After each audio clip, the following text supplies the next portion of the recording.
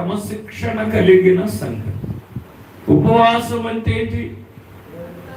ఉపవాసము అంటే దేవునితో సహవాసము కలిగి ఉండటం.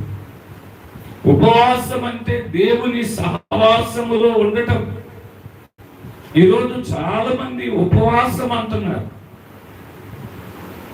ఏమండి? దేవునితో సహవాసం ఉండదు.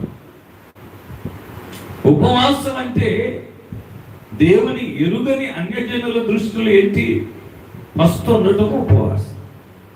ఒక పొద్దున్నాం, 2 పొద్దులు ఉన్నాం అని వారు ఆహారం తినకుండా ఫస్ట్ ఉంటారు.